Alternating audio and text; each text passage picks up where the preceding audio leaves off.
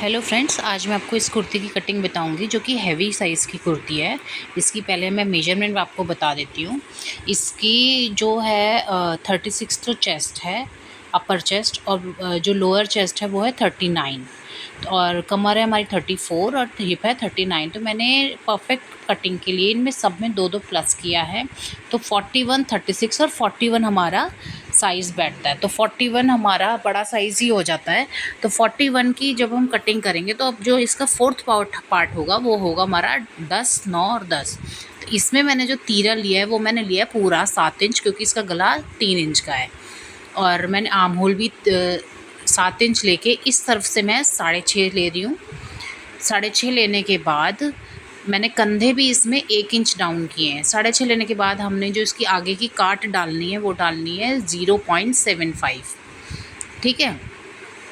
अब मैंने जो इसका निशान लगाया है छाती का सबसे ऊपर 36 था हमारा। तो 36 के अकॉर्डिंग मैंने इसको 9.5 पे एक्स्ट्रा, क्योंकि हाफ इंच मैं एक्स्ट्रा लूजिंग दे रही हूँ इसमें। और फिर हल्का सा यू शेप दिया है, क्योंकि इनकी जो लोअर चेस्ट है वो थोड़ी सी हैवी है। लोअर चेस्ट हमारी 41 आ रही है और अपर चेस्ट हमारी 36 थी। तो मैंने 3 इंच पर निशान देते हुए इसको हल्का सा गोलाई दिया। अब कमर का निशान मैंने 9 पर लगाया है और कमर का निशान यहाँ पर मैंने 15 इंच पर लगाया है। और जो हिप का निशान है वो 22 पर लगाया है, और वो भी 10.5 इंच, क्योंकि इन्हें थोड़ा सा लूज़ ही चाहिए था। और मैंने सभी में 2-2 इंच लूजिंग दी है। अब जो इसकी लेंथ मैंने रखी थी वो रखी थी मैंने 41 और 1 इंच एक्स्ट्रा, क्योंकि जो वो हमारा मार्जिन में जाता है। और मैंने इसको फिर इस स्केल को रखते हुए इसको नीचे स्ट्रेट कुर्ती ही होने चाहिए थी, तो मैंने इस तरीके से स्ट्रेट निशान इस पर लगा दिया। ये हैवी साइज़ की कुर्ती है, लेकिन इसमें गला छोटा है, तो हमें पूरा तीरा लेना है। अगर 4 इंच से छोटा गला आप बना रहे हैं तो हमें तीरा पूरा लेना है और 1 इंच ज़रूर डाउन करना है। इस तरीके से फिर मैंने फ्रेंच कफ से अपना इसको यू शेप दे लिया ईज़िली। और इसकी लेंथ मैं फिर से मेजर करके एक बार बॉर्डर को छोड़ते हुए मैंने 42 इंच लिया है। अब मैं इसको यहाँ से कट कर दूँगी। मैं ऊपर का हिस्सा इसलिए छोड़ रही हूँ क्योंकि बीच में हमारे यहाँ पर कढ़ाई आ रही थी सूट में, जो कि हम कट नहीं कर सकते, और नीचे बॉर्डर था। तो मैं ऊपर से थोड़ा सा छोड़ते हुए फिर लंबाई को मेजर करते हुए इस पर निशान लगाया है मैंने।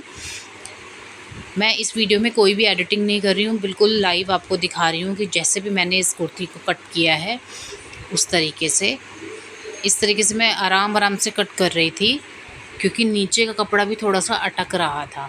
अब इसके बाद जब मैंने इसकी कटिंग कर दी, जब भी आप कोई भी कुर्ती बनाएं तो उसका मेजरमेंट लेने के बाद हर कुर्ती में आपको लूजिंग ज़रूर देनी है 2-2 इंच की, अगर आप परफेक्ट फिटिंग चाहते हैं तो।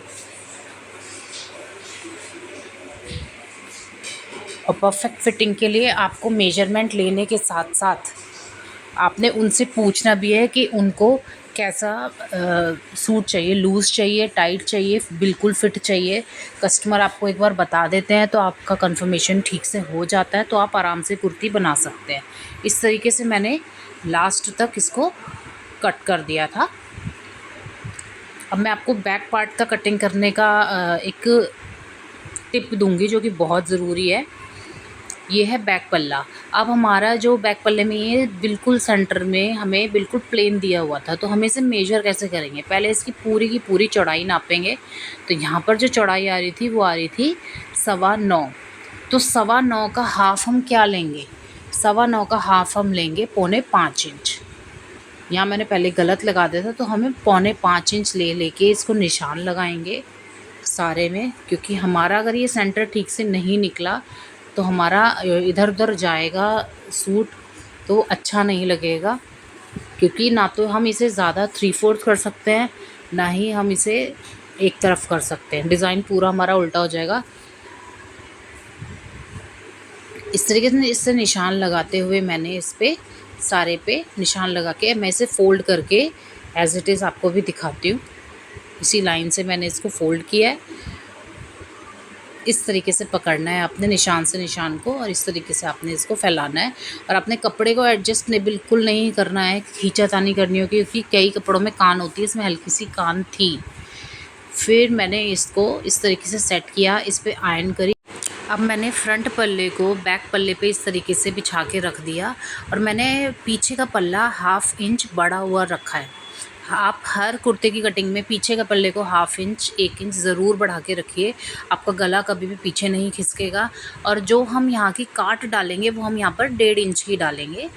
और सीने की जो हम 1.5 इंच की काट जो डालेंगे, हमने पहले कुर्ती में 6.5 इंच का लिया था, अब पूरा का पूरा 7 इंच पर लेके कॉर्नर बना के 7/7 का और 1.5 इंच पर हमने इसकी काट डालनी है, जो कि आप आराम से मेजर करिएगा। आप आगे वाले पल्ले के साथ ही रख करके कट मत कर दीजिएगा, वो बिल्कुल ख़राब हो जाएगा और उसमें फिर एक्स्ट्रा टुकड़ा लगेगा तो वो बहुत भद्दा लगेगा। इस तरीके से फ्रेंच कर्व लेते हुए आपने इसको मेजर करके इस तरीके से आपने इसको गोलाई दे देनी है।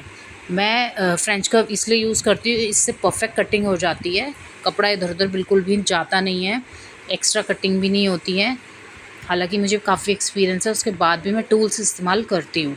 इस कपड़े को भी 1/2 इंच बढ़ाते हुए हमने इसको इस तरीके से नीचे की तरह ढलान जो मैंने साइड का कट दिया था, जो डाउन दिया था, वो ज़रूर देना है इस पर भी। इस तरीके से देखिए, आप पल्ला देख पा रहे होंगे पीछे का बढ़ा हुआ है और मैं इसको ईज़िली इसको पीछे वाले पल्ले को 1.5 इंच की काट डालते हुए इसको कट कर रही हूँ।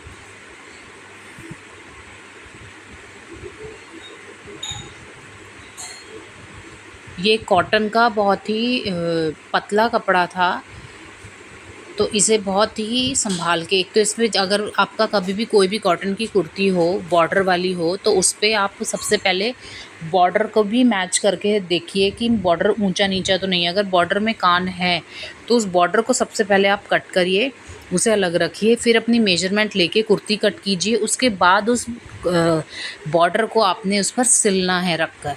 अगर आप ऐसे करेंगे तो आपके कुर्ते में कान कभी नहीं आएगी, कभी लेफ़्ट या राइट में कभी घूमेगा नहीं। ये छोटी छोटी टिप्स होती हैं जो हम कुर्ती कटिंग में यूज़ करते हैं, तो हमारी कुर्ती एकदम परफेक्ट बनती है।